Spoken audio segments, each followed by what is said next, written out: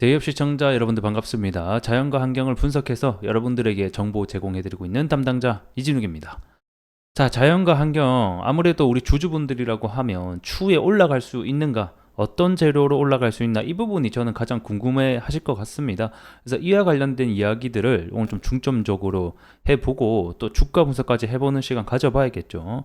그래서 좀 올라갈 수 있는 재료 어떤 것들이 있는지, 그 다음에 아무래도 이 좀 보건 관련된 이 종목이다 보니까 이 생태계 보건 시장에 대한 규모 어느 정도 성장이 가능할까, 이런 부분들 위주로 좀 이야기 나눠보겠습니다. 자, 먼저 주가가 오랫동안 횡보와 하락을 이어져 오고 있는데, 주가가 이렇게 지속적으로 올라가지 못하는 이유는 뭐 사실 어느 정도 여러분도 아시겠지만 이 종목이 실적으로 가는 종목이 아니에요. 보통 테마나 단기적인 이슈를 가지고 올라갔다가 그 테마나 이슈가 잠잠해지고 사그라들면 자연스럽게 또 주가는 빠지고, 이러한 그 부분을 계속해서 되풀이하고 있는 종목이다라고 알고 있으실 것 같고, 결국에는 이 자연과 환경이 굉장히 큰 상승이, 앞전에 우리가 봤던 가격대인 2,000원 위로 올라가려면 그만한 파급력 있는 이슈와 재료가 나와야 되겠죠. 아니면 진짜 실적이 잘 나오던가 둘 중에 하나는 돼야 되는데, 아직까지는 두 개 다 해당되지 않는다라는 점. 먼저 좀 안 좋은 얘기 먼저 이렇게 좀 시작할 수밖에 없다라는 거, 여러분들에게 좋은 얘기만 하는 게 아니라 이 팩트로 기반한 사실들을 좀 해서 전달 드릴 수 있는 사람 되도록 하겠습니다. 자, 그러면 과거 이슈를 먼저 좀 체크를 해볼게요. 이거를 알아야지 다음에 어떤 이슈로 올라갈 수 있는지 우리가 알 수 있거든요. 그래서 우선 자연과 환경 보면 아무래도 이 생태계를 대부분 복원하는 데 좀 집중되어 있는 회사다 보니까, 이러한 뭔가 자연재해라던가 이 생태계 관련된 피해가 입을 때마다 이 회사가 좀 두각을 받더라. 자, 앞전에 장마로 인해서 호우가 이제 몰아치니까 뭐 도로도 부서지고 산사태도 일어나고 강도 뭐 이제 범람하게 되고, 이런 부분들이 있을 때마다 어쨌든 간에 우리 자연과 환경이 좀 두각을 받더라.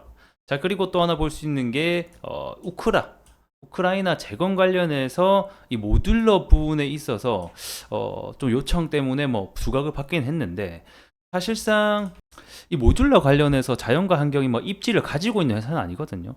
이제 진출한다는 계획이라던가 이런 것 때문에 지금은 좀 두각을 받은 것 같고, 어쨌든 간에 이 우크라이나 재건 관련해서도 이슈가 있다, 재료가 있다라고 보시면 될 것 같은데, 저는 차라리 이 우크라이나 재건 같은 경우에는 이 모듈러 재료보다는, 지금 우리가 우크라이나와 러시아가 전쟁을 하고 있지만 결국 전쟁을 하면 건물들이, 중요 시설들이 파괴되고 뭐 생태계들이 결국 파괴되는 거 아니겠습니까? 그렇게 되면 이 자연과 환경이 그 보건 사업으로 오히려 엮일 가능성이 좀 높다라고 보거든요. 그래서 우크라이나 재건 모듈러, 사실 모듈러라고 하면 뭐 SY나 이런 좀 굵직굵직한 애들이 있어요. 이미 시장을 선점하고 있는. 그래서 사실상 이 모듈러 관련해서는 뭐 물론 받을 수는 있겠지만, 제가 봤을 때 오히려 생태계 보건 관련해서 전쟁이 끝나고 나면 해당 우크라이나 재건 이슈로 올라갈 확률이 더 높지 않나, 이렇게 좀 예상을 해볼 수 있겠습니다.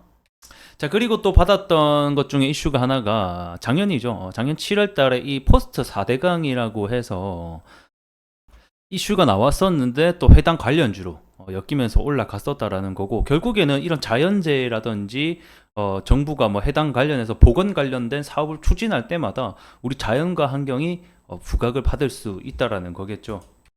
현재 이게 진행이 될지 안 될지의 여부는 모르겠으나, 제가 봤을 때 가장 좀 가까운 재료 중에 하나지 않을까.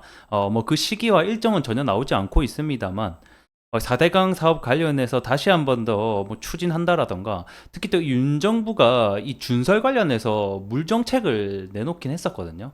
그래서 좀 만약에 다시 한번 더 뭐 홍수 피해라던가 이런 게 2차적으로 일어나게 된다라고 하면, 뭐 하천 준설 뭐 또는 땡 건설 사업 이런 것들을 지속적으로 좀 정책이 활발하게 일어나지 않을까, 그에 관련된 수혜가 우리 자연과 환경이 되지 않을까, 이렇게 좀 예상을 하고 있습니다.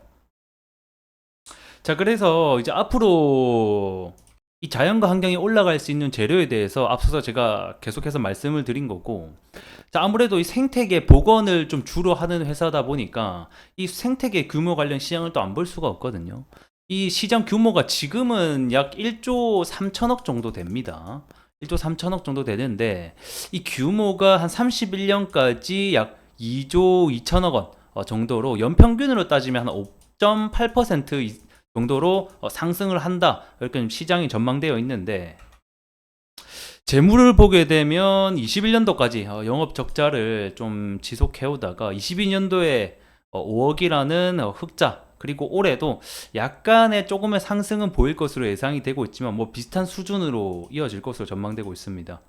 어쨌든 간에 보건 시장은 성장이 있는데 우리 자연과 환경은 성장하지 못하는 아이러니한 일들이 현재 발생을 하고 있다고 보시면 될 것 같고, 이 단기 순이익 같은 경우에는 그래도 계속 적자를 나고 있네요. 이 비지배 부분에서. 아무튼 뭐 이 결국 주가가 못 가는 이유도 이러한 실적에 연관이 당연히 있겠죠. 주가의 본질은 그 회사의 가치, 즉 실적이기 때문에 이런 실적을 못 내는 회사들은 이슈가 없으면 주가가 본래 원래 자리로 돌아가기 마련입니다.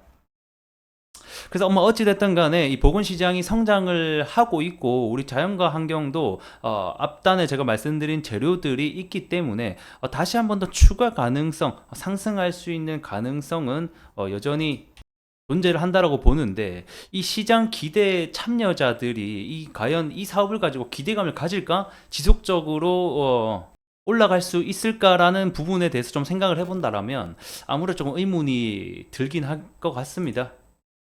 자, 차트로 넘어와서 좀 보도록 할게요. 이제 자연과 환경이 거의 1년가량 이 구간 1000원에서부터 고점 1400원, 1500원대 라인을 횡보를 해주고 있습니다. 그래서 아까 제가 말씀드린 대로 23년도 때 4대강 복원을 다시 한번 재시행하나라는 이슈 때문에 상승이 나왔던 것을 확인해 줄 수가 있고, 이 1000원 구간을 현재는 이탈하진 않고 있지만 만약에 여기 1000원 구간을 이탈한다라고 하면 보통은 이탈하는 이유는 아무래도 제가 봤을 때 영업 적자라던가, 그다음 영업 적자로 인해서 뭐 이러한 사채들 있죠. 이런 거 전환가액 지금 계속 시비 발행하고 요렇게 시비들이 계속 발행이 돼가지고 하게 되면 이 주가의 가치가 떨어지거든요. 그러니까 봐봐요. 우리가 100개 있는 알사탕이랑 1000개 있는 알사탕 중에 가치가 뭐가 높겠습니까? 100개라는 게 이게 상대적으로 요거보다 더 높잖아요. 그러다 보니까 이 주가라는 것도 계속해서 물량이 주식수가 투입되다 보면 그 가치가 내려감으로 인해서 주가 역시 하락될 수 있다는 거예요.